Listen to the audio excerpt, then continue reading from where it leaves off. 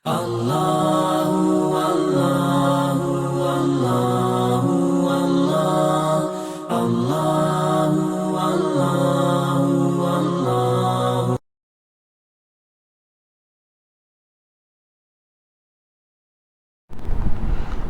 அலைக்கும் வரஹ்மத்துல்லாஹி வபரகாத்துஹு. பிஸ்மில்லாஹிர் ரஹ்மானிர் ரஹீம். அல்ஹம்துலில்லாஹி ரப்பில் ஆலமீன். அஸ்ஸலாத்து வஸ்ஸலாமு அலா சய்யிதில் அன்பியாஇ வல் முர்சலீன். அம்மா பஅத். ஃபக்கத் காலல்லாஹு தஆலா ஃபில் குர்ஆனில் கரீம் வல் ஃபுர்கானில் மஜீத். பஅத அஊது பில்லாஹி மினஷ் ஷைத்தானிர் ரஜீம். பிஸ்மில்லாஹிர் ரஹ்மானிர் ரஹீம். مثل الذين اتخذوا من دون الله أولياء كمثل العنكبوت. صدق الله العظيم. رب اشرح لي صدري ويسر لي أمري واحلل عقدة من لساني يفقهوا قولي. ربي يسر ولا تعسر وتمم بالخير وبك نستعين. سبحانك لا علم لنا إلا ما علمتنا إنك أنت العليم الحكيم. எல்லா புகழும் புகழ்ச்சியும் ஏக வல்லோனாகிய அல்லாஹு ஜல்லஷானஹு வ தஆலா ஒருவனுக்கே உரித்தாகுக.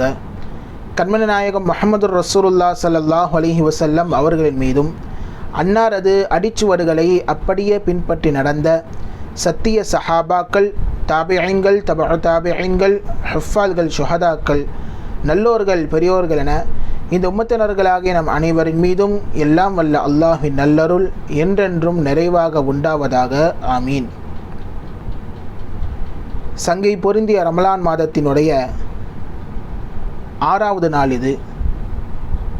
அதே போன்று சங்கைக்குரிய சஹருடைய நேரத்தில் நாம் திருக்குரான் கூறும் உயிரினங்கள் என்ற தொடரில் இன்றைக்கு நம் சிந்தனைக்கு சிலந்தியை பற்றி நாம் பார்க்க போகிறோம்.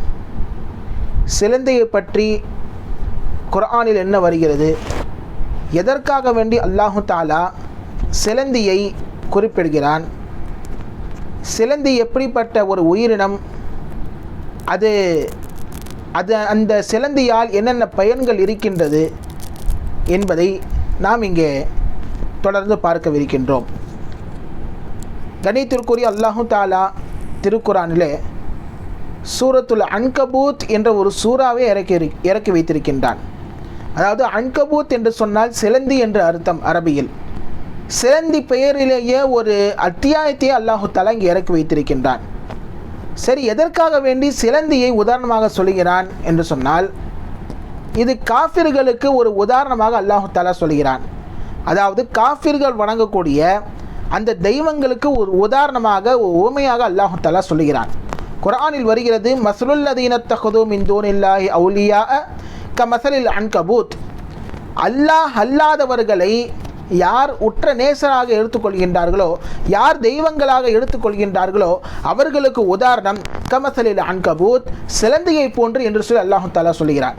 ஏனென்றால் தொடர்ந்து அல்லாஹு தஆலா சொல்கிறான், இத்தகது பைத்தன் வ இன்ன அவுஹனல் புயூத்தில் பைத்துல் அன்கபூத். அதாவது அந்த அன்கபூத் என்ற அந்த சிலந்தி இருக்கின்றதே, அது வீடு கட்டும், அது வீடை உருவாக்கும். அதனுடைய வீடு எப்படிப்பட்ட சொன்னால், அது மிகவும் பலகீனமான வீடு என்று சொல்லி அல்லாஹு தஆலா திருக்குர்ஆனில் சொல்லுகிறான். வலவ் லவ்கானு யஅலமூன், இது காஃபிர்கள் அறிந்திருக்கக்கூடிய நிலையில் என்று சொல்லி அல்லாஹு தஆலா சொல்லுகிறான்.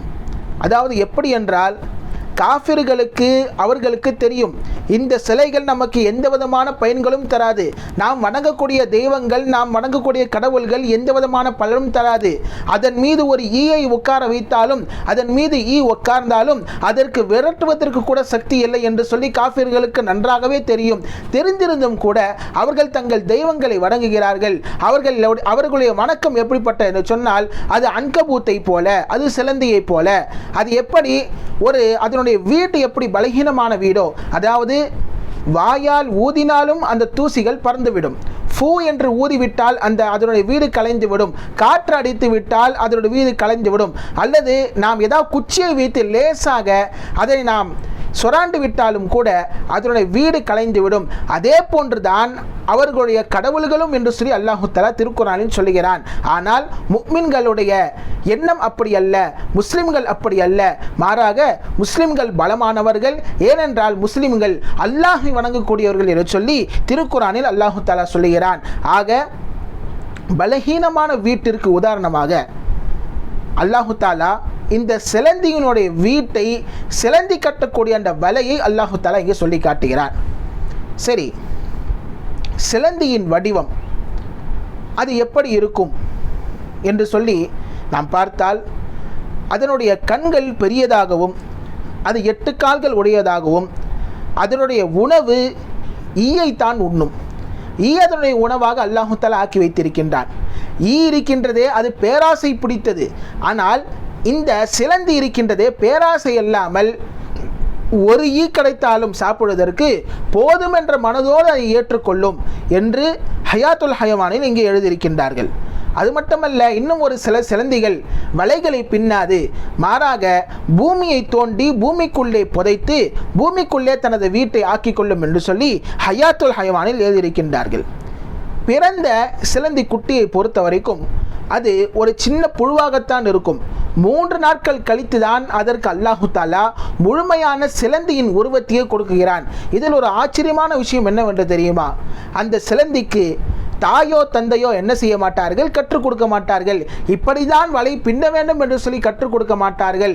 அது சிறுபிராயத்திலேயே குட்டியாக இருக்கும் போதே அல்லாஹு தாலா என்ன செய்கிறான், அதற்கு கற்றுக் கொடுக்கிறான். குட்டியாக இருக்கும் போதே வலை பின்னுவதற்குண்டான வேலைகளை அதுவே செய்து ஆரம்பித்து சொல்லி கிதாபுகளில் எழுதியிருக்கின்றார்கள். ஹதீஸ்களில் ரசூலுல்லாஹி ஸல்லல்லாஹு அலைஹி வஸல்லம் அவர்கள் சிலந்திகளை பற்றி சொல்லும் பொழுது ஹதீஸில் இப்படி வருகின்றது. ஹஸரத் அலி ரலியல்லாஹு அன்ஹு அவர்கள் சொல்கிறார்கள், மின் நஸஜில் அன்கபூத், உங்கள் வீடுகளை நீங்கள் சுத்தம் செய்யுங்கள். அதாவது எங்கெங்கெல்லாம் சிலந்தி வலைகள் இருக்கின்றதோ அந்த இடங்களெல்லாம் நீங்கள் சுத்தம் செய்யுங்கள். ஃபஇன்ன தரக்கஹு யூரசுல் ஃபக்ர ஃபில் பைத், நீங்கள் அப்படி விட்டு விடுவதால், நீங்கள் அந்த சிலந்தி வலைகளை விட்டு விடுவதால் வீட்டில் வறுமை வரும் என்று சொல்லி ஹஸரத் அலி ரலியல்லாஹு அன்ஹு அவர்கள் இங்கே சொல்லி காட்டுகின்றார்கள். அடுத்த ஹதீஸில் ரசூலுல்லாஹி ஸல்லல்லாஹு அலைஹி வஸல்லம் சொல்கிறார்கள், இன்னல் அன்கபூத்த ஷைத்தானுன் ஃபக்துலூஹு, அந்த அன்கபூத் இருக்கின்றதே, சிலந்தி இருக்கின்றதே, அது ஒரு ஷைத்தான். ஃபக்துலூஹு, அதை நீங்கள் பார்த்தாலே கொலை செய்து விடுங்கள் என்று சொல்லி ரசூலுல்லாஹி ஸல்லல்லாஹு அலைஹி வஸல்லம் அவர்கள் இங்கே சொல்லி காட்டுகின்றார்கள். ஆக சிலந்தியை பொறுத்த வரைக்கும் அது வீடுகளுக்கு நமக்கு வறுமையை தரும். அதை பார்த்தாலே என்ன செய்து வேண்டும், கொலை செய்து விட வேண்டும் என்று சொல்லி ரசூலுல்லாஹி ஸல்லல்லாஹு அலைஹி வஸல்லம் அவர்கள் சொல்லி காட்டுகின்றார்கள். சரி, சிலந்தியை வைத்து ஒரு மிக நீண்ட சம்பவம் ஹில்யத்துல் அவுலியாவில் எழுதியிருக்கின்றார்கள். அதை விவரித்து சொல்ல வேண்டிய அவசியமில்லை. இருந்தாலும் நம்முடைய பார்வைக்கு சற்று சுருக்கமாக திருக்குரானில் ஒரு ஆயத்து வரும். நமக்கு எல்லோருக்கும் ஒரு பரிச்சயமான ஆயத்து தான். சூரத்து நிசா அல்லாஹு தஆலா சொல்லி காட்டுகிறான், ஐனமா தக்கூனு யுத்ரிக்குமுல் மௌத்த வலவ் குந்தும் ஃபீ புரூஜின் முஷய்யதா, பலமான கட்டப்பட்ட கோட்டைகளாக இருந்தாலும் சரி உங்களுக்கு மரணம் வந்தடைந்தே தீரும் என்று சொல்லி குர்ஆன் சொல்லுகிறது. இதனுடைய தஃப்சீரில் ஒரு சம்பவத்தை எழுதுவார்கள். அதாவது முன் சென்ற காலத்தில் ஒரு பெண்மணி இருந்தால், அந்த பெண்மணிக்கு ஒரு பெண் குழந்தை பிறந்தது. அதாவது அந்த காலத்திலெல்லாம் குறிகள் எல்லாம் கேட்பார்கள். அப்பொழுது ரசூலுல்லாஹி ஸல்லல்லாஹு அலைஹி வஸல்லம் அவர்கள் பிறப்பதற்கு முன்னால் ஜின்களும் ஷைத்தான்களும் வானவர்கள் என்னென்ன ரகசியங்களை பேசிக் கொண்டிருக்கின்றார்களோ அவைகளை எல்லாம் வந்து குறிக்காரர்களிடம் சொல்லி ஒப்பித்துவிடும். அதே போன்றுதான் அந்த பிள்ளை, ஒரு பெண்ணிற்கு ஒரு பெண் குழந்தை பிறக்கின்றது. அந்த பெண் குழந்தையை பற்றி சொல்லும் பொழுது இப்படி என்ன செய்கிறான், ஒரு குறிகாரன் சொல்கிறான், இந்த பெண் பிள்ளை 100 பேரிடம் விபச்சாரம் செய்யும். இதனுடைய மௌத்து எப்படி ஆகும்னு சொன்னால் சிலந்தியால் தான் இந்த பிள்ளை மௌத்தாகும் என்று சொல்லிவிட்டு சென்று விடுகிறான். காலங்கள் கடந்தோடுகின்றது. அந்த சிறுமி, அந்த சின்ன குழந்தை வாலிப வயதை அடைகிறாள். நல்ல அழகான பெண்மணியாக இருக்கிறாள். நல்ல ஒரு பண்புள்ள, அதாவது நல்ல ஒரு பார்த்தாலே ஈர்க்கக்கூடிய ஒரு பெண்மணியாக இருந்தால், இதன் காரணமாகவே அவள் விபச்சாரத்தின் பக்கம் சென்று விடுகிறாள். கிட்டத்தட்ட 100 ஆண்களிடம் இவள் உறவும் கொள்கிறாள். கடைசியாக இவன் என்ன செய்கிறான் என்று சொன்னால், ஒருவரை திருமணம் செய்கிறார். திருமணம் முடித்தவர் யார் என்று சொன்னால் அந்த குறிகாரர் தான் என்ன செய்கிறார், திருமணம் முடிக்கிறார். அவருக்கு தெரியாது இந்த புள்ள தான் அப்படின்னு சொல்லி. அது எப்படி கண்டுபிடிச்சாங்கண்டா, சின்ன வயசில் அந்த பிள்ளையோடைய அந்த குழந்தையாக இருக்கும் பொழுதே அதனுடைய வயிற்றில் ஒரு காயம் என்பது இருந்தது. நெருப்பாலான ஒரு சிறு வடு என்பது இருந்தது. அந்த நெருப்பாலான சிறு வடுவை அவன் பார்த்தவுடன் நீ தான் அந்த புள்ளையா அப்படின்னு சொல்லி அவனே கேட்டான். அந்த புள்ளையும் ஆமாம், ஏன்னா நான் தான் அந்த புள்ள அப்படின்னு சொன்னோன்னே, இந்த மாதிரி 100 பேரோட விபச்சாரம் செய்வன் நான் சொன்னனே, அதெல்லாம் நடந்துருச்சான்னு கேட்குறான். ஆமாம் நடந்துருச்சு. சரி, உனக்கு சிலந்தியால் தான் ஒரு வஃபாத் ஆகும், நீ மௌத்தாவன்னு சொல்லியிருந்தனே என்று சொல்லும்பொழுது, ஆமாம் அது மட்டும்தான் இன்னும் நடக்கலை அப்படின்னு சொன்னோன்னே, இவன் என்ன செய்கிறான் என்று சொன்னால், அந்த பெண்ணை பாதுகாக்க வேண்டும். அதாவது அவன் அழகால் அந்த பெண்ணை திருமணம் செய்தான். அந்த பெண்ணை பாதுகாக்க வேண்டும் என்பதற்காக வேண்டி ஒரு பலத்த ஒரு கோட்டையை அவன் கட்டினான். அவன் ஒரு மிகப்பெரிய செல்வந்தன். நல்ல பலத்த கோட்டையெல்லாம் கட்டி எந்த அளவுக்குன்னு சொன்னானா, உள்ளுக்குள்ளே எந்த விதமான புழுப்பூச்சிகள் உள்ளே வர முடியாது. அந்த அளவிற்கு ஒரு மிக பலமான கோட்டை கட்டினான். எதற்காக வேண்டி? அந்த சிலந்தியினுடைய தீங்கிலிருந்து தன் மனைவியை பாதுகாக்க வேண்டும் என்பதற்காக வேண்டி என்ன செய்தான்? இப்படி ஒரு பலமான கோட்டை கட்டினான். ஆனால் விதி யாரை விட்டது? அல்லாஹ் நாடினால் குர்ஆனில் சொல்கிறான் அல்லவா, வலவ் குந்து ஃபி புரூஜி முஷையதா, நீங்கள் பலமான கட்டப்பட்ட கோட்டையில் இருந்தாலும் சரி உங்களுக்கு மரணம் வந்தடைந்தே தீரும் என்று சொல்கிறான் அல்லவா. எப்படி மரணம் வந்தது தெரியுமா? ஒரு தடவை ஒன்றும் இல்லை, அந்த பெண் வீட்டை விட்டு வெளியே வந்தா. வெளியே வந்தோடனே சிலந்தி பூச்சியை பார்க்குறா. ஏன்னா அவளுக்கு சொல்லப்பட்டிருக்குது, சிலந்தி பூச்சியால் தான் இவ இறந்து போவான்னு சொல்லப்பட்டிருக்கு. அப்போ அந்த சிலந்தி பூச்சியை பார்த்தோன்னே என்ன செய்கிறா? இவ காலால் மிதிக்கிறாள். காலால் மிதிச்சா என்ன ஆகும்? அது ஒரு மிதியிலே செத்து போயிடும். செத்து போச்சு. ஆனால் அங்கே தான் அல்லாஹ் தஆலா வைக்கிறான். இறந்து போன அந்த சிலந்தினுடைய விஷம் கால் வழியாக இந்த பெண்ணுக்கு ஏறி இவள் மரணம் அடைகிறாள்.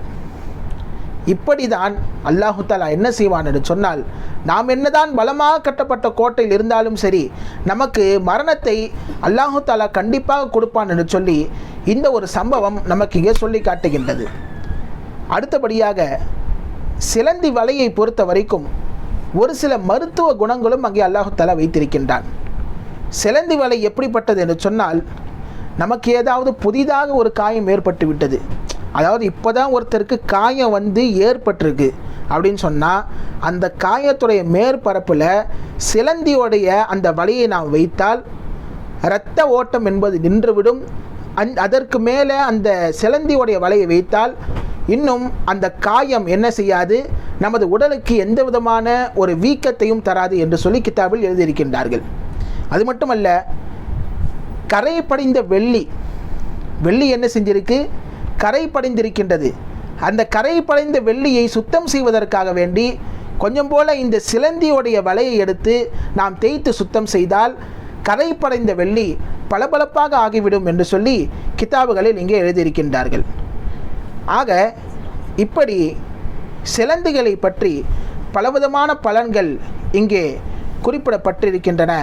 கடைசியாக சிலந்தியை நாம் கனவில் கண்டால் என்ன பலன் என்று சொன்னால், ஒருவர் சிலந்தியை கனவில் பார்க்கிறார் என்று சொன்னால் அது துறவியை குறிக்கின்றது. அதாவது முழுக்க முழுக்க அல்லாஹ்விற்காக வேண்டியே தன்னை அர்ப்பணித்தவர், எந்த விதமான உலக வேலையிலும் ஈடுபடாதவர் என்று சொல்லி காட்டும்.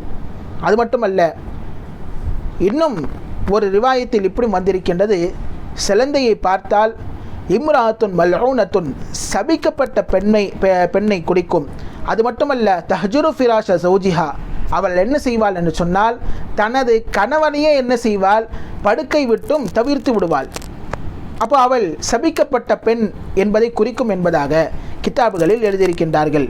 அது மட்டுமல்ல, ஒருவர் சிலந்தி வலையை பார்த்தால், சிலந்தி வலையை பார்க்கிறார் சொன்னால் அது அவருடைய தீனின் நிலையை குறிக்கிறது. எப்படி சிலந்தி வலை அல்லாஹு தாலா பலகீனமான வீட்டிற்கு பயன்படுத்துகிறானோ அதே போன்று அவருடைய தீனின் நிலையும் அவரது இஸ்லாத்தின் நிலையும் பலகீனமாக இருக்கின்றது என்று சொல்லி இங்கே அல்லாஹு தாலா இங்கே கனவின் மூலியமாக இங்கே சொல்கிறான். ஆக சிலந்திகளை பொறுத்த வரைக்கும் இங்கே நமக்கு அல்லாஹு தஆலா கற்றுக் கொடுப்பது என்னவென்றால், சிலந்தி வீடுகளை போன்று நமது ஈமான் பலகீனமாக இருக்கக்கூடாது, நமது ஈமான் மிகவும் பலமாக இருக்க வேண்டும் என்ற ஒரு செய்தியை சிலந்தியின் மூலியமாக நமக்கு அல்லாஹு தஆலா சொல்லித் தருகிறான். ஆக எல்லாம் வல்ல இறைவன் அல்லாஹினுடைய படைப்பினங்களை சிந்தித்து அல்லாஹுடைய வல்லமைகளை நாம் சிந்தித்து அல்லாஹை அறியக்கூடிய தௌஃபீக்கை தந்தல் புரிவானாக. நமது ஈமானையும் அல்லாஹு தாலா பலமாக ஆக்கியருள் புரிவானாக. ஆமீன். வாஹிரு தஅவானா அனில் ஹம்துலில்லாஹி ரப்பில் ஆலமீன். அஸ்ஸலாமு அலைக்கும் வரஹ்மத்துல்லாஹி வபரகாத்துஹு.